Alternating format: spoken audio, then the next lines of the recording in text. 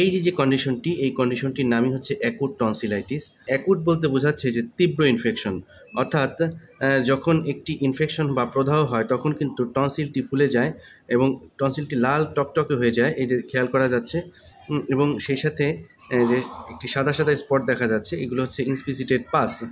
তো এরকম অবস্থায় রোগীদের কিছু সমস্যাও দেখা দেয়। আপনার কি কি কষ্ট হচ্ছে এই মুহূর্তে বলেন তো?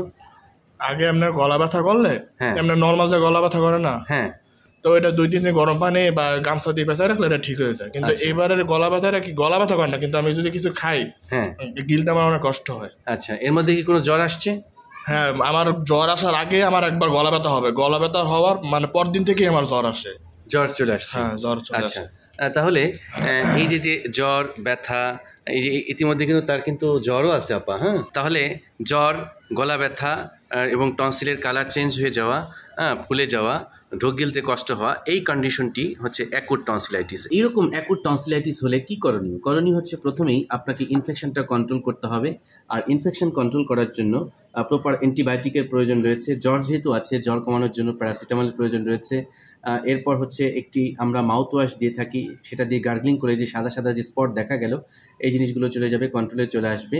এবং এই কন্ডিশনে যখন পেশেন্ট চলে যাবে তখন তাকে অনেক ক্ষেত্রে হসপিটালে ভর্তি হওয়ারও প্রয়োজন হয়ে থাকে, কারণ ইনজেক্টেবল অ্যান্টিবায়োটিকের প্রয়োজন হয়। এবং তারপর 4 সপ্তাহ পর যখন পেশেন্ট একদম সেটেল হয়ে যাবে, নিয়ম হচ্ছে সার্জারি করে ফেলানো। কি করা? সেটা হচ্ছে টনসিলেক্টমি সার্জারি। অর্থাৎ অ্যাকুট টনসিলাইটিসের ক্ষেত্রে তাৎক্ষণিকভাবে কোনো অপারেশন করা যাবে না। রোগীকে আগে সুস্থ করতে হবে, ইনফেকশন কন্ট্রোল করতে হবে। আমরা 4 সপ্তাহ সময় নিই। 4 সপ্তাহ পর যখন তার ফিটনেস ওকে হয়, পেশেন্ট যখন সম্পূর্ণ সুস্থ হয়, তখন আমরা এটি অপারেশন করি। অতএব টেক কেয়ার।